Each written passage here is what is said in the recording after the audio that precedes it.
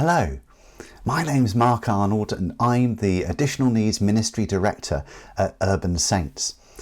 And this video is all about how can we be more inclusive within an intergenerational church setting. Now, 1 in 5 children and young people have additional support needs. And across Scotland, that equates to about 250,000 people. And of course, as those children and young people reach adulthood, in most cases, those additional support needs continue with them into adult life. So what can we do to make a difference across all of those age groups to make sure that church is as inclusive and welcoming as we can possibly help it to be? Well, here's 5 tips that you can use to really make a difference in your setting. And the first of those is to actually think beyond inclusion. Really, there are 3 stages to this. The first of them is accessibility, actually making it physically possible for somebody to enter the building, to be able to hear what's going on, to be able to see what's on the screen. And often that's where many churches stop. That's the basics that they've got in place. But the next stage is inclusion, and inclusion is about people being able to take part fully in everything that's going on. So there might be some large print handouts for them. There might be somebody that's providing sign language interpretation, for example. A whole range of things that can be provided to ensure that everybody can take part. But for many people, that still leaves them feeling like they're guests, that they don't really feel a part of the heart of the church. And that's the stage that comes after inclusion, which is belonging. And that's where we want everybody to be. Belonging is feeling at home at church, being actively involved in decision making about what goes on there, being able to lead things, serve, be an active participant in every possible way. And we want belonging to be the goal for all children, young people and adults in all of our churches.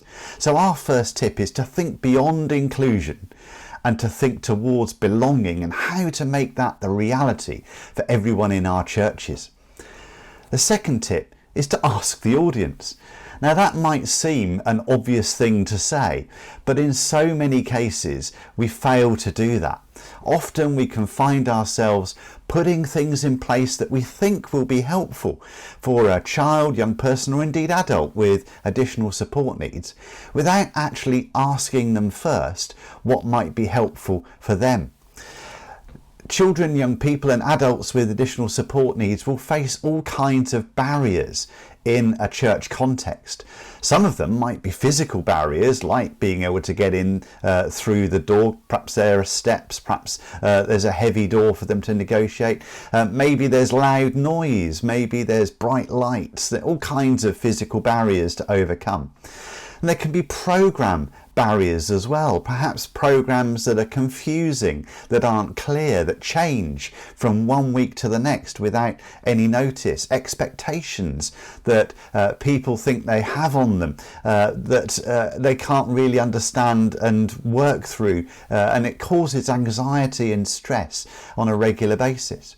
And there can also be people barriers, expectations that people might have about things like eye contact, hugs, all kinds of things that people might put as pressures on children, young people and adults. There may be a lack of understanding amongst our congregation if an autistic child has a meltdown in church, for example. So working with children, young people and adults with additional support needs, asking them what the barriers are that they experience week in, week out, and then together with them doing inclusion with people and not unto them. We create that sense of belonging by journeying together and breaking those barriers down. A part of that, and this is the third tip for us to consider, is to audit our space and our programme, to actually put a structure in place to work through breaking those barriers down. Now, I will provide a link for you that takes you to a place where you can download some audit sheets that will give you a starting point to work through alongside those folk with additional support needs that you're going to do this with, to take you step by step through an audit of your environment, of your programme, to make sure that you're helping to create that sense of belonging for everyone. Once you've completed your audit, you can then together decide what are the quick wins, what are the things that you can change straight away. There might be some things that take more time.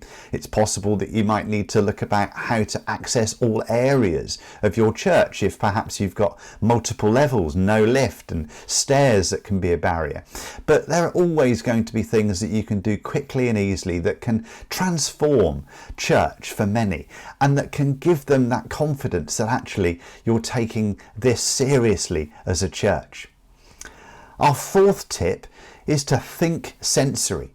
Now, we've already started thinking sensory from the point of view of loud noise, bright lights, overwhelming senses, but we can use senses to our advantage and to the benefit of people of any age with additional support needs too. So often when we're telling a story or sharing a theme in an intergenerational church setting, we'll tell that story.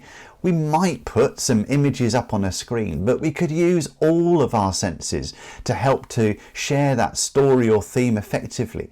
How about having something that is passed around that people can touch or smell? How about even having some things that they can taste, as well as listening and seeing the theme and the story unfold as well? Using as many of our senses as possible makes what we do much more accessible, much more inclusive, and creates that sense of belonging for everyone, because everyone can take part, and particularly for somebody that might have a sensory impairment, then using all of our senses gives them other ways of being able to access that story or theme effectively.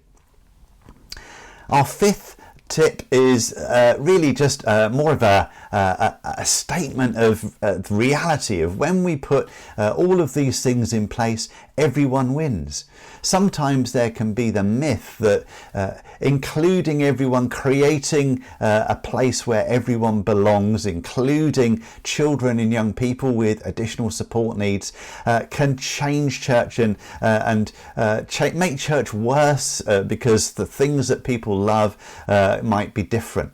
But actually the reality is that time and time again, when we include everyone, when we create that belonging for all, we make church better for everyone. Sometimes the things that we put in place to support a particular child or young person turns out to actually help a whole bunch of adults as well.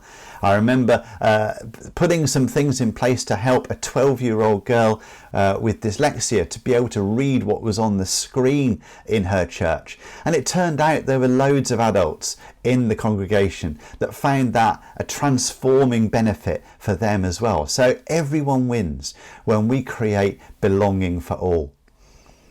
If you'd like to get more help with this, if you want to go on this journey and would like to explore that in more detail, then do contact me. My name's Mark Arnold and my email address is marnold@urbansaints.org. You could join the Additional Needs Alliance, a group of folk who gather on Facebook and journey together as families, as children's, youth and families workers, as church leaders and as practitioners in a range of fields to make a huge difference for the children and young people with additional support needs that we're journeying with. If you search on Facebook for the Additional Needs Alliance, you'll find us there. Or you can follow my blog, which is theadditionalneedsblogfather.com. And there's loads there that can help you too.